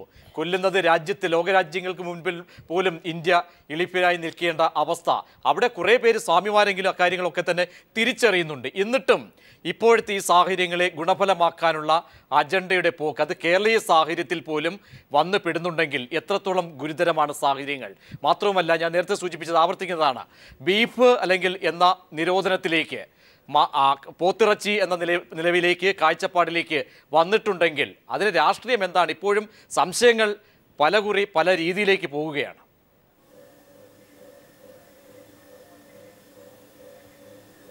അല്ല, അത് ഞാൻ തുടക്കത്തിൽ സൂചിപ്പിച്ചല്ലോ, ഇത് വെറുതെ ഈ മതപരമായ ശത്രുത സൃഷ്ടിക്കുക, മുസ്ലിം വിരുദ്ധതയിലൂടെ ഹിന്ദു വികാരം ആളിക്കത്തിക്കുക, ആ ഒരു രാഷ്ട്രീയമാണ് ഇവിടെ പകറ്റുന്നത്. ഞാൻ അതിൻ്റെ വിശദാംശങ്ങളിലേക്ക് കടക്കുന്നതിന് മുമ്പ് 1-2 കാര്യങ്ങൾ വ്യക്തമാക്കാൻ ആഗ്രഹിക്കുകയാണ്. മോണിയർ വില്യംസിനെയും കാൾ ബ്രൂക്സിനെയും വിൻ്റർനെറ്റ്സിനെയും ബ്ലൂംഫീൽഡിനെയും വായിച്ചിട്ട് ഋഗ്വേദം പഠിക്കേണ്ട ആവശ്യങ്ങളൊന്നും രാഹുൽ ഈശ്വർ എനിക്കില്ല. എനിക്ക് അത്യാവശ്യം യാസ്കനെയും സായനെയും വായിച്ചാൽ മനസ്സിലാവുന്ന സംസ്കൃത പരിജ്ഞാനമുണ്ട്. അതിനുശേഷം ഞാൻ ഇവരെയൊക്കെ വായിച്ചിട്ടുണ്ട് എന്നുള്ളത് വേറെ കാര്യം, അതെൻ്റെ വിജ്ഞാന കൗതുകം.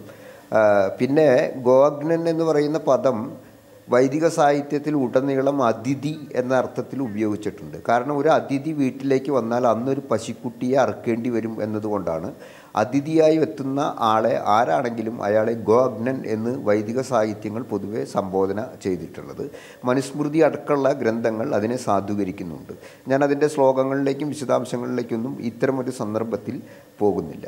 പക്ഷേ ഇവിടെയുള്ള യഥാർത്ഥ പ്രശ്നം, ഇന്നലെ ഞാൻ കോഴിക്കോട് മെഡിക്കൽ കോളേജിലെ ഹൗസിംഗ് ബോർഡ് കോളനി ഗ്രൗണ്ടിൽ സംഘടിപ്പിക്കപ്പെട്ട ഒരു വർഗീയ വിരുദ്ധ സമ്മേളനത്തിൽ ഞാൻ ആ സംഘാടകരോട് പ്രത്യേകം പറഞ്ഞ് അവിടെ പശുവിറച്ചി കൊണ്ടുവരിക്കുകയും അതിൽ നിന്ന് ഒരു കഷ്ണം എടുത്ത് ഞാൻ കഴിക്കുകയും ചെയ്തു. എൻ്റെ ജീവിതത്തിൽ ആദ്യമായിട്ടാണ് ഞാൻ ഒരു ഇറച്ചി കഷ്ണം കഴിക്കുന്നത്. മത്സ്യമൊക്കെ കഴിക്കാറുണ്ട്, വല്ലപ്പോഴും മുട്ട കഴിക്കാറുണ്ട്, പക്ഷേ ആദ്യമായിട്ടാണ് ഞാൻ ഒരു ഇറച്ചി കഷ്ണം കഴിക്കുന്നത്. അതിൻ്റെ കാരണം എന്താണെന്ന് വെച്ചാൽ ഈ നാട്ടിൽ ഒരാൾ ഇറച്ചി കഴിച്ചാൽ അയാളെ തല്ലിക്കൊല്ലും, മാട്ടിറച്ചി കഴിച്ചാൽ അയാളെ തല്ലിക്കൊല്ലും എന്ന് പറയുന്ന സ്വാതി പ്രാചിമാർ എന്ന പ്രാന്തിമാർ ഉണ്ടാകുമ്പോൾ ആ പ്രാന്തിമാർക്കെതിരെ പ്രതിഷേധിക്കേണ്ടത് ഉത്തരവാദിത്തപ്പെട്ട പൗരൻ്റെ ബാധ്യതയാണ്.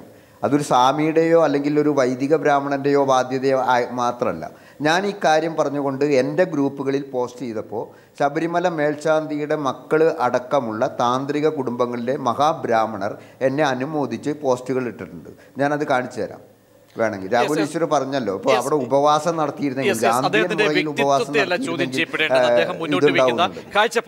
ഗാന്ധി മുറയിൽ ആണുങ്ങളെ പോലെ പ്രതികരിക്കാൻ തയ്യാറായാൽ അഭിനന്ദനം കിട്ടും. വളരെ ചരിത്രാതീതമായ അല്ലെങ്കിൽ വിശ്വാസ പ്രമാണങ്ങളെ ഉദ്ധരിക്കുന്നു. നേരത്തെ അദ്ദേഹം പറഞ്ഞ ഉദാഹരണങ്ങൾ ഞാൻ നേരത്തെ ചൂണ്ടിക്കാട്ടിയ ഘടകം ഇതൊക്കെ വിസ്മരിച്ചുകൊണ്ട് ഇതാണ് ഭാരത സംസ്കാരം എന്ന ഇരട്ടത്താപ്പിലേക്കല്ലേ പോകുന്നത്. പ്രശ്നം മനുസ്മൃതിയോ ഋഗ്വേദവുമോ അല്ല, ഭാരതീയ സംസ്കാരമല്ല. ഞാൻ ഇൻവോക്ക് ചെയ്യുന്നത് ഭാരതത്തിന്റെ ഭരണഘടനയാണ്.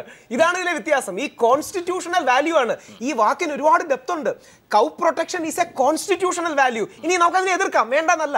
സ്വാമിജി പ്രതിഷേധിച്ചത് സ്വാഗതാർഹമാണ്. അദ്ദേഹം കഴിച്ച് പ്രതിഷേധിക്കണോ അത് വേറൊരു കാര്യം. അവിടുത്തെ ആൾക്കാർ പ്രതിഷേധിച്ചതിൽ ഒന്നും തെറ്റില്ല. ഞങ്ങളെല്ലാം പ്രതിഷേധിച്ചതാണ്, വാക്കാൽ മാത്രമല്ല എഴുത്തിലുമെല്ലാം.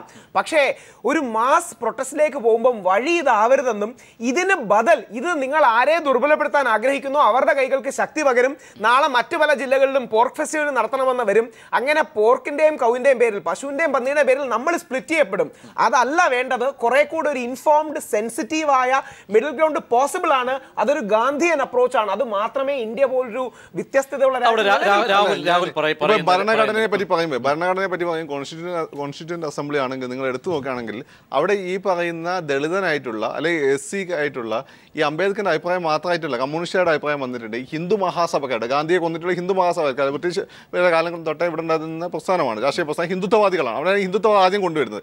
അപ്പോൾ ഇവരുടെ എല്ലാ അഭിപ്രായം കടന്നു വരുന്നുണ്ട്. ഇവരുടെ അഭിപ്രായത്തിന് കൂടി ഒരു പ്രാതിനിധ്യം കൊടുക്കാൻ വേണ്ടിയിട്ടാണ് ഈ പറയുന്ന നിർദ്ദേശ തത്വങ്ങൾ, കൗ പ്രൊട്ടക്ഷൻ വരുന്നത്. അതുപോലെ തന്നെ കമ്മ്യൂണിസ്റ്റുകാരുടെ ആശയങ്ങൾ ഉൾക്കൊള്ളിക്കാൻ വേണ്ടിയിട്ടാണ് സോഷ്യലിസം വരുന്നത്. ഇതൊക്കെ നിർദ്ദേശ തത്വങ്ങളിലുണ്ട്. പക്ഷേ അത് ഈ പറഞ്ഞുകൊണ്ടിരുന്ന അംബേദ്കറിന്റെ അഭിപ്രായം, അംബേദ്കർ പേഴ്സണലായിട്ട് പിന്നെ ഗോവധ നിരോധനത്തിന് അനുകൂലമായിരുന്നില്ല. അദ്ദേഹത്തിന്റെ സമുദായമാണ് ഡൽഹിയിൽ ഐ മീൻ മുംബൈയിലൊക്കെ തന്നെ ഏറ്റവും കൂടുതൽ കഴിച്ചുകൊണ്ടിരുന്നത്. അപ്പോൾ ഭരണഘടനയെ പറ്റി നമ്മൾ പറയുമ്പോൾ ഭരണഘടന ഉണ്ടായ സാഹചര്യം, ആ കോൺടെക്സ്റ്റ് കൂടി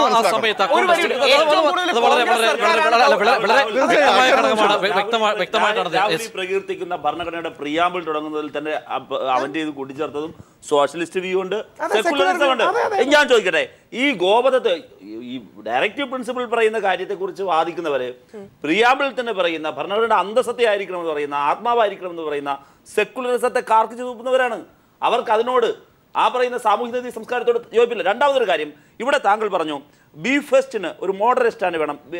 ഇതിനെതിരെ ബി ഫസ്റ്റ് അല്ല, തിരിച്ച് പോർക്കടിച്ചല്ല. ഞാൻ ചോദിക്കട്ടെ, ഇവിടെ മുസ്ലിം സമൂഹം അല്ലല്ലോ ഇത് ഏറ്റെടുത്തത്, ഇതിവിടെ തന്നെ സെക്കുലർ മനസ്സല്ലേ ഈ ബി ഫസ്റ്റ്? ഇപ്പൊ സ്വാമി പറഞ്ഞല്ലോ, അദ്ദേഹം മാംസാഹാരം കഴിച്ചുകൊണ്ട് പ്രതിഷേധിച്ചു. ഇതൊരു പ്രതിഷേധ രീതിയാണ്.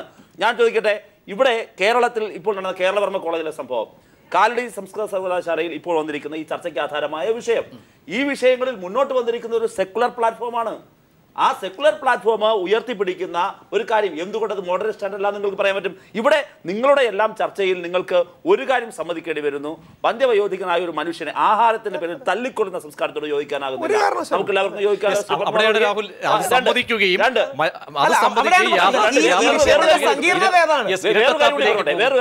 അതോടൊപ്പം തന്നെ ഈ പോളറൈസേഷൻ, കമ്മ്യൂണൽ പോളറൈസേഷൻ ആണ്, വിശ്വാസമല്ല.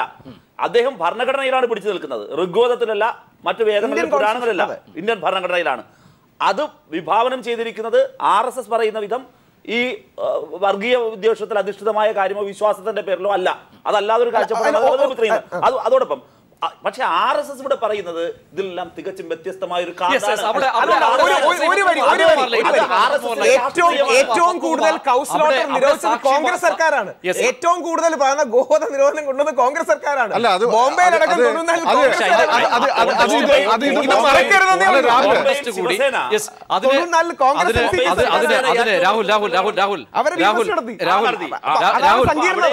അതിന് മറുപടിയാണ് ശ്രീ പത്മകുമാർ. അവിടെയാണ് അസ്വാഭാവികത എന്തുകൊണ്ട് ഈ കാലഘട്ടത്തിൽ ഉന്നയിക്കപ്പെടുന്നു?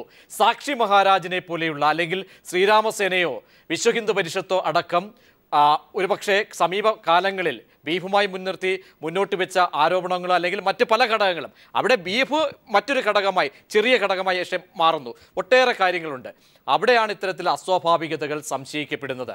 പല നിങ്ങളുടെ നേതാക്കന്മാരോ അല്ലെങ്കിൽ പരിവാർ സംഘടനകളടക്കം നിലപാടിൽ ഇതിൽ വെള്ളം ചേർക്കുന്നു, മറ്റൊരു ലക്ഷ്യത്തിലേക്ക് പോകുന്നു എന്ന വിമർശനം ഉന്നയിക്കപ്പെടുമ്പോൾ അതിന് ആധാരമായ ഒട്ടേറെ ഉദാഹരണങ്ങൾ കൂടി ചൂണ്ടിക്കാണിക്കപ്പെടേണ്ടി വരുന്നു. അതിൽ നിന്നും നിങ്ങൾക്ക് പിന്നോക്കം പോകാൻ കഴിയും? പ്രജിഷ്, ആദ്യമായിട്ട് ഞാൻ പറയട്ടെ, എനിക്ക് ഇത്രയും നേരം സംഘപരിവാറിനും BJPക്ക് എതിരെ പറഞ്ഞതിന് മറുപടി പറയാനൊരു അവസരം തരണം. നിങ്ങൾ ഈ ചർച്ച കൊണ്ട് യാതൊരു പ്രയോജനവുമില്ല. പ്രധാന കാര്യം ഞാൻ പറയാം. ഭരണഘടനയിൽ ഈ പ്രശ്നം ആർട്ടിക്കിൾ 48 പറഞ്ഞിട്ടുണ്ട്. അത് വേണ്ട എന്നാണ് ഇപ്പോൾ റഹീം പറയുന്നത്, അതുപോലെ ഫക്രുദ്ദീൻ പറയുന്നത്. ഇതേ ഭരണഘടനയുടെ ഡയറക്ടറി പ്രിൻസിപ്പിളിലാണ് പഞ്ചായത്ത് രാജിനെ കുറിച്ച് പറയുന്നത്. ആ പഞ്ചായത്ത് രാജ് വളരെ കാര്യമായിട്ട് നമുക്ക് നടപ്പിലാക്കണമെന്ന് ആവശ്യപ്പെടുന്നവരും അതിനുവേണ്ടി പ്രവർത്തിക്കുന്നവരും അതേ ഡയറക്ടറി പ്രിൻസിപ്പൽ 48 ഭംഗിക്ക് വേണ്ടി എഴുതി വെച്ചിരിക്കുന്നു എന്ന് പറയുന്നത് തന്നെ വിരോധാഭാസമാണ്. ഈ കോളേജിൽ ബീഫ് നിരോധിച്ചതിന് അതിനായി ബീഫ് ഫസ്റ്റ് ഇടപെട്ടവരെ സസ്പെൻഡ് ചെയ്തു എന്ന് പറയുന്നത് അത് ദേവസ്വം ബോർഡിന്റെ കോളേജാണ്. ദേവസ്വം ബോർഡ് എന്ന് പറയുന്നത് എങ്ങനെയാണ് കോൺസ്റ്റിറ്റ്യൂട്ട് ചെയ്തിട്ടുള്ളത് എല്ലാവർക്കും അറിയാം. അവിടെ എന്താണ് പ്രവർത്തിക്കേണ്ടത്, എങ്ങനെയാണ് പെരുമാറേണ്ടത് ആ കോളേജാണ് തീരുമാനിക്കേണ്ടത്.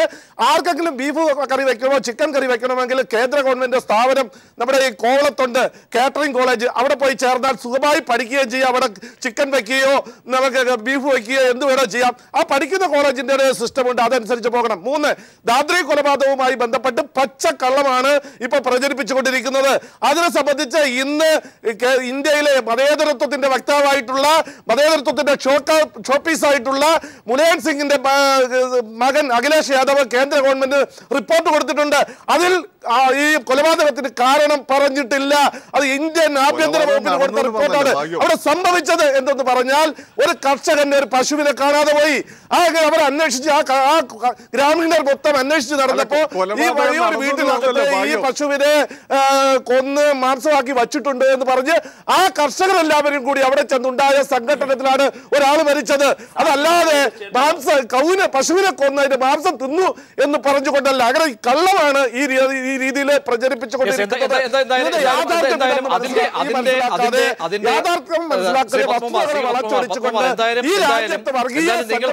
കേവലം ഇന്നത്തെ കോൺടെസ്റ്റ് അല്ലെങ്കിൽ അവിടുത്തെ പോലീസ് റിപ്പോർട്ടിന്റെ കോൺടെസ്റ്റ് എടുത്ത് മാത്രം പരിശോധിക്കാവുന്ന ഘടകങ്ങൾ മാത്രമല്ല അവിടെയുള്ളത്. അത് എല്ലാവർക്കും പറയാൻ യാഥാർത്ഥ്യവുമാണ്. എന്തായാലും മറുപടി പത്മകുമാറിലേക്ക് എത്താം. എന്താ സംഭവം ഇവിടെ ഇപ്പം ഈ പറഞ്ഞ ഒരു കാര്യത്തിൽ ഇപ്പം പറഞ്ഞ മുലായം സിംഗിന്റെ ഗവൺമെന്റ് അല്ലെ അദ്ദേഹത്തിന്റെ മകന്റെ ഗവൺമെന്റ് ഈ റിപ്പോർട്ട് ഒരാൾക്ക് ഒരു കൊലപാതകം നടന്നു എന്ന് മാത്രമേ എഴുതിയിട്ടുള്ളൂ. ഇതാണ് ഇന്ത്യയുടെ ഏറ്റവും വലിയ പ്രശ്നം. രാഹുൽ പറഞ്ഞ കാര്യമുണ്ട്, എന്താണ് കോൺഗ്രസ് ആണ് ഏറ്റവും കൂടുതൽ ഗോവധ നിരോധനം നടപ്പിലാക്കി. ശരിയാണ്, ഹിന്ദുത്വവാദികളായ ആളുകളെ പ്രീണിപ്പിക്കാൻ വേണ്ടി കോൺഗ്രസ് തന്നെ ചെയ്തത്. മഹാരാഷ്ട്രയിലടക്കം അതിന്റെ ഈ വിഷയത്തിന്റെ സങ്കീർണത എന്ന് പറഞ്ഞാൽ തീവ്ര ഹിന്ദുത്വം ഉയർത്തിപ്പിടിക്കുന്നു എന്ന് ആൾക്കാർ പറയുന്ന ശിവസേന ബോംബെയിൽ ബീഫ് ഫെസ്റ്റ് നടത്തി. അവിടെ ചെറിയൊരു ഇടവേളയിലേക്ക് പോകേണ്ടതുണ്ട്. ഇടവേളയ്ക്ക് ശേഷം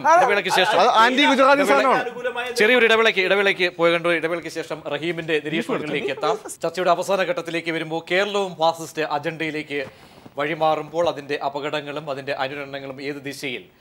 ബക്രുദ്ദീൻ, ഇവിടെ കാരണം കഴിഞ്ഞ സമീപ ചർച്ചകളിൽ പൻസാരയുടെ കൊലപാതകം, നരേന്ദ്ര ദാഭോൽക്കറുടെ അല്ലെങ്കിൽ കൽബുറിയൊക്കെ കൊലപാതക സമയത്തും അല്ലെങ്കിൽ ആ കാലഘട്ടത്തിൽ ഭഗവാനെതിരെയുള്ള ഭീഷണി അടക്കം വന്ന സാഹചര്യത്തിലൊക്കെ വലിയ ചർച്ചകൾ കേരളത്തിലടക്കം നമ്മൾ സംഘടിപ്പിച്ചിട്ടുണ്ട്. പക്ഷേ ഇന്നിപ്പോൾ ഇത്തരത്തിലുള്ള കേരളവർമ്മ കോളേജിൽ വളരെ സംസ്കാര പൈതൃകമൊക്കെ തന്നെ ഉള്ള ഒരു കോളേജാണ്.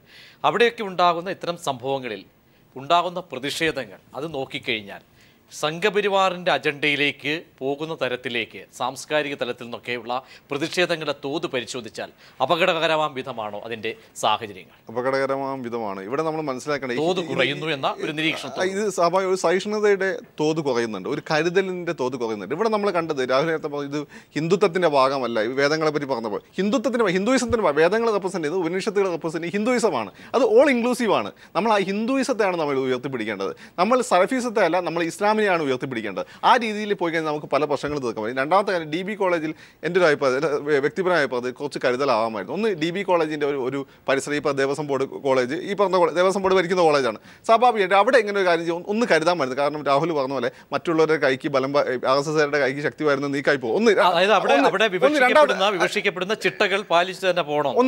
രണ്ടാമത് അല്ല, അവിടുത്തെ ഒരു അന്തരീക്ഷം ഉണ്ടല്ലോ. നമുക്ക് സവർണ കോളേജാണ്, അങ്ങനെ സംവിധാനം. ഇപ്പോൾ ആർട്സ് കോളേജിൽ അല്ലെങ്കിൽ യൂണിവേഴ്സിറ്റി കോളേജിൽ നടത്തി കഴിഞ്ഞാൽ ഇത്ര ഇമ്പാക്ട് ഉണ്ടാവില്ല. രണ്ടാമത്തെ കാര്യം, ഇങ്ങനെയാണെങ്കിൽ തന്നെ അവിടെ കോളേജ് അധികാരികളുടെ ഭാഗത്ത് ഇങ്ങനെ നീക്കണ്ടാൻ പാടില്ല. ആ കുട്ടികളെ അവിടുത്തെ നിലപാടിൽ ഒത്തുപോകുന്നില്ല, അവരൊന്ന് പറഞ്ഞ് മനസ്സിലാക്കി വിടാം, അല്ലെങ്കിൽ അവരെ ഒന്ന് ഉപദേശിച്ച് വിടാം. അവരവരുടെ നിലപാടെടുക്കട്ടെ. ഈ ടീച്ചറിന്റെ നില ഇങ്ങനെ ആക്ഷൻ എടുക്കേണ്ട ആവശ്യമില്ല. ഇവിടെ നമ്മൾ ഫാസിസത്തെ വർഗീയത നേരിടാൻ നമ്മൾ ചെയ്യേണ്ടത് ഒന്ന് കോൺഗ്രസ്സുകാർ ചെയ്ത പോലെ, നമ്മൾ വിഭജനത്തെ പറയുന്ന പോലെ യാതൊരു ഒത്തുതീർപ്പിനും തയ്യാറാവാതെ ശക്തമായ നിലപാടെടുക്കും. അതേസമയം തന്നെ നമുക്ക് കരുതലും വേണം. തീർച്ചയായും. അവിടെ രാഹുൽ അവിടെ റഹീം, അവിടെ ഈ കലാലയങ്ങളിൽ ഇത്തരം സംഭവങ്ങൾ ഒരു പക്ഷേ കേരളത്തിന്റെ സംസ്കാരത്തിൽ അല്ലെങ്കിൽ ചരിത്രപരമായി നോക്കിയാൽ ഇത്രത്തോളം ആക്കത്തോടുകൂടി വന്നിട്ടില്ല. ഇന്നത്തെ സാഹചര്യത്തിൽ ഈ രീതിയിലാണ് കലാലയങ്ങളിൽ ഇതിൻ്റെ വേരുറപ്പിക്കപ്പെടുന്ന സാഹചര്യത്തിൽ പ്രതിഷേധങ്ങൾ ഉയരുന്നുവെങ്കിൽ അതിൻ്റെ അപകടകരമാവിധമായുള്ള അതിൻ്റെ വശം എന്തായിരിക്കും? കേരളവർമ്മ കോളേജിൽ ഇവിടെ പറഞ്ഞ വാദഗതിയോട് എനിക്ക് യോജിപ്പില്ല. കേരളവർമ്മ കോളേജിലെ സംഭവങ്ങൾ വഷളാക്കുന്നത് മാനേജ്മെൻ്റ് അല്ല, മാനേജ്മെൻറ്റ് നിലപാടല്ല. ABVP അക്രമം നടത്തുകയാണ്. അവിടെ പ്രതിഷേധം നടത്തുമ്പോൾ ആ പ്രതിഷേധത്തെ ആക്രമിക്കുകയാണ്. അവിടെ വീണ്ടും അവിടെ ഇത് സാക്ഷി മഹാരാജന്റെ അഭിപ്രായങ്ങളെ ഏറ്റുപിടിക്കുകയാണ് ABVP. നേരത്തെ ഇവിടെ അദ്ദേഹം പറഞ്ഞല്ലോ, ഇവിടെ BJP ഒന്നുമല്ല, ഒരു ആൾക്കൂട്ടത്തിന്റെ സ്വാഭാവികമായ പ്രതികരണമാണ്. ശ്രീ JR പത്മനാഭന്റെയും BJPയുടെയും സാക്ഷി മഹാരാജന്റെ സ്റ്റേറ്റ്മെന്റിലുള്ള അഭിപ്രായം പരസ്യമായി ഇതൊന്നല്ലല്ലോ. എത്രയോ തവണ വളരെ പ്രൊവോക്കിംഗ് ആയിട്ട് ഈ രാജ്യത്ത് ഒരു കമ്മ്യൂണൽ റൈറ്റ് ഉണ്ടാക്കാൻ പല സംസ്ഥാനങ്ങളിലും ചെറുതും വലുതുമായിട്ടുള്ള കമ്മ്യൂണൽ റൈറ്റ് ഉണ്ടാകുന്നു. അതിൻ്റെ ഏറ്റവും പ്രധാനപ്പെട്ട കിംവദന്തി, ഗോസിപ്പ് പ്രചരിപ്പിച്ചുകൊണ്ടാണല്ലോ എല്ലായിടത്തും ഈ ലഹളകൾ പൊട്ടിപ്പുറപ്പെടുന്നത്. അതിൻ്റെ ഒരു പ്രധാനപ്പെട്ട റൂട്ട് കോസായി, ഒരു എലമെൻ്റായി ഇത് മാറിയിരിക്കും. പ്രൊപ്പഗാൻഡ എലമെൻ്റായി ഈ കൗസ്ലാട്ടർ മാറിയിരിക്കുകയാണ്. അവർ പശുവിനെ കൊന്നു. അപ്പോൾ പശുവിനെ കൊല്ലാൻ പാടില്ല. പശു ഒരു സേക്രഡ് ബിംബമായിട്ട് ഉയർത്തി കാണിക്കുന്നു. ആ പശുവിനെ വിശുദ്ധ ബിംബമായി ഉയർത്തി കാണിച്ചുകൊണ്ട് ആ പശുവിനെ കൊല്ലുന്നവർ മുസ്ലിങ്ങളാണ്, അവർ ഇന്ത്യയിൽ ജീവിക്കാൻ അർഹരല്ല എന്ന വിധം ഹിന്ദു മുസ്ലിം റൈവൽറി ഉണ്ടാക്കുന്ന വളരെ ചുരുക്കി. കാരണം അവിടെ ഇനി എന്തായിരിക്കും, കാരണം നിരോധനത്തിലേക്ക് അടക്കം കോൺഗ്രസിന്റെ അടക്കം അഭിപ്രായങ്ങൾ തേടുന്ന ഒരു സാഹചര്യത്തിലേക്ക് പോകുന്നു. എന്തായിരിക്കും അന്തിമമായി BJP NDA സർക്കാർ എടുക്കാൻ പോകുന്ന നിലപാട് ഇക്കാര്യത്തിൽ? ഇതിനെ സംബന്ധിച്ച് വളരെ വ്യക്തമായിട്ട് ഇന്ത്യയുടെ ഭരണഘടന അനുസരിച്ചിട്ട് ആ ഒരു നിലപാട് തന്നെയായിരിക്കും എടുക്കുന്നത്. അല്ലാതെ ഇത് BJPക്ക് പ്രത്യേക അജണ്ടയൊന്നുമില്ല. ഞാനൊന്ന് ഒരു വാക്കുകൂടി പറയാൻ അവസരം തരണം. കേരളത്തിൽ തട്ടമിട്ടുകൊണ്ട് പോയതുകൊണ്ട് വിദ്യാർത്ഥികളെ ക്രിസ്ത്യൻ സ്കൂളിൽ നിന്ന് ഇറക്കിവിട്ട സംസ്ഥാനമാണ് നമ്മുടേത്. അറബ് പഠിപ്പിക്കാൻ പോയ ഗോപാലിക അന്തർജനത്തിനെ ഗവൺമെന്റ് സ്കൂൾ, ഒരു സർക്കാർ എയ്ഡഡ് സ്കൂളിൽ നിന്ന് ഇറക്കിവിട്ട സംസ്ഥാനമാണ് കേരളം.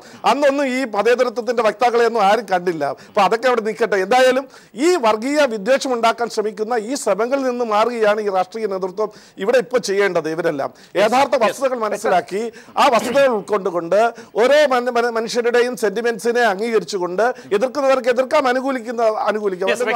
രാഹുലിലേക്കും സാമുയിലേക്കും എത്താം. ചർച്ചയുടെ അവസാന ഘട്ടത്തിലേക്ക് രാഹുൽ ഈശ്വർ, എന്തായാലും ദില്ലിയിലെ സംഭവം താങ്കൾ അംഗീകരിക്കുന്നു, ദാദ്ര അതിൽ അപലപിക്കുന്നു. ആ അപലപിക്കുന്ന വ്യക്തി എന്തായാലും കേരളവർമ്മ കോളേജ് അല്ലെങ്കിൽ കേരളത്തിലടക്കം ഇന്നതിന്റെ അനുരണങ്ങളിലും അപലപനീയമായ ഒരു നിലപാടായിരിക്കും. എന്തായാലും അവസാന രണ്ട് വിഷയങ്ങളിലെ സങ്കീർണത എന്ന് പറഞ്ഞാൽ, കമ്മ്യൂണിസ്റ്റ് ക്യൂബയിൽ ഗോവധ നിരോധനമുണ്ട്, ഇസ്ലാമിസ്റ്റ് ഇറാനിൽ ഗോവധ നിരോധനമുണ്ട്. അവിടെ ഒന്നും ഹിന്ദുത്വ വാസ്തവമല്ലോ. അതേപോലെ ഏറ്റവും തീവ്ര ഹിന്ദുത്വ നിലപാട് ഉയർത്തിപ്പിടിക്കുന്നു എന്ന് പറയപ്പെടുന്ന പാർട്ടിയായ ശിവസേന ബീഫ് ഫെസ്റ്റിവൽ നടത്തുന്നു. BJP ഭരിക്കുന്ന ഗോവയിൽ ഗോവധ നിരോധനം ഇല്ല. പകരം കോൺഗ്രസ് ഭരിച്ച ഒരുപാട് സംസ്ഥാനങ്ങളിൽ ഗോവധ നിരോധനം കൊണ്ടുവന്നിട്ടുണ്ട്. വിശാല ഹിന്ദുത്വം ഉയർത്തിപ്പിടിക്കുന്ന പലരും ഗോവധ നിരോധനം വേണമെന്നും പറയുന്നു. അപ്പോൾ ഈ വിഷയം വളരെ സങ്കീർണമാണ്. അപ്പോൾ ഈ വിഷയത്തിലേക്ക് ഒരു മിഡിൽ ഗ്രൗണ്ടിൽ എത്താൻ കഴിയണം. ഒറ്റ വരിയിൽ പശുവോ പന്നിയോ അല്ല, മനുഷ്യൻ വളരെ പ്രധാനമാണ്, ആനിമൽ റൈറ്റ്സ് ഇമ്പോർട്ടൻ്റ് ആണ്. ഏതെങ്കിലും തരത്തിലൊരു മിഡിൽ ഗ്രൗണ്ടിൽ വരണം. പ്രതിഷേധിച്ച എല്ലാ വിദ്യാർത്ഥികളോടും ഐക്യദാർഢ്യമുണ്ട്. പക്ഷേ ബീഫ് ഫെസ്റ്റിവലോ പോർക്ക് ഫെസ്റ്റിവലോ അല്ല, ഒരു മിഡിൽ ഗ്രൗണ്ട് ആണ്. വളരെ തന്ത്രപരമായ മറുപടി തന്നെ. എന്തായാലും സ്വാമിജി, അവസാനമായി എന്തായാലും ഇതിൽ നിന്നും ഇതിൻ്റെ യാഥാർത്ഥ്യമൊക്കെ ഉൾക്കൊണ്ടുകൊണ്ട് ഏത് രീതിയിലുള്ള അപകടകരമാണെങ്കിൽ ഏത് രീതിയിലുള്ള ഒരു പ്രതിഷേധമാണ് ഒരുപക്ഷെ ഉയരേണ്ടത്, താങ്കൾ അടക്കം ഉയർത്തിയ ഊർജ്ജത്തെ ഉൾക്കൊണ്ടുകൊണ്ട് മുന്നോട്ട് പോകേണ്ടത്? ഒന്നാമത്തെ കാര്യം, ഈ BJP ഭരണഘടന ഇപ്പോൾ ഹിന്ദു പ്രമാണ ഗ്രന്ഥങ്ങളെ അടിസ്ഥാനമാക്കി എല്ലാവരും സംസാരിക്കുന്നതെന്ന് പറയുന്നു. ഞാൻ ചോദിക്കുന്നത്, BJP ഭരണഘടനയെ ബഹുമാനിക്കുന്നുണ്ടെങ്കിൽ മതേതരം എന്ന വാക്കിനോട് അവർക്ക് എന്തിനാണ് ഇത്ര അലർജി എന്ന് എല്ലാവരും വ്യക്തമാക്കണം. ഇങ്ങനെ ഇരട്ടത്താപ്പ് അവസരവാദപരമായിട്ട് പറയരുത്. പിന്നെ മറ്റൊരു കാര്യം, മഹാത്മാഗാന്ധി പറഞ്ഞ എല്ലാ കാര്യങ്ങളും നടപ്പാക്കുന്ന ഒരു പ്രസ്ഥാനമാണോ BJP അല്ലെങ്കിൽ സംഘപരിവാരം? എന്തിനാണ് ഈ ഗോഹത്യെ കുറിച്ച് മാത്രമാണോ മഹാത്മാഗാന്ധി പറഞ്ഞു എന്നുള്ളത്? ഇന്നത്തെ സാഹചര്യത്തിൽ ഗോവധ നിരോധനവുമായി ബന്ധപ്പെട്ട് ദില്ലിയിൽ നിന്നും തുടങ്ങിയ അജണ്ടയുടെ അനുരണനം എന്ന കേരളവർമ്മ കോളേജിലേക്കും തുടർന്ന് അതിന് മറപിടിക്കുന്ന തരത്തിൽ കാലടി സംസ്കൃത സർവകലാശാലയിലുണ്ടായ വർഗീയ വിരുദ്ധ സെമിനാറിനോടെടുത്ത നിലപാട് വിഷയമാണ് ചർച്ച ചെയ്ത്. ചർച്ചയിൽ പങ്കെടുത്ത രാഹുൽ ഈശ്വർ, പത്മകുമാർ, ഒപ്പം ഫക്രുദ്ദീൻ, A. റഹീം, വിശ്വഭദ്രാനന്ദ, ശക്തിബോധി, ഒപ്പം ചർച്ചയിൽ ഞങ്ങളോട് പ്രതികരിച്ച വ്യക്തികൾ.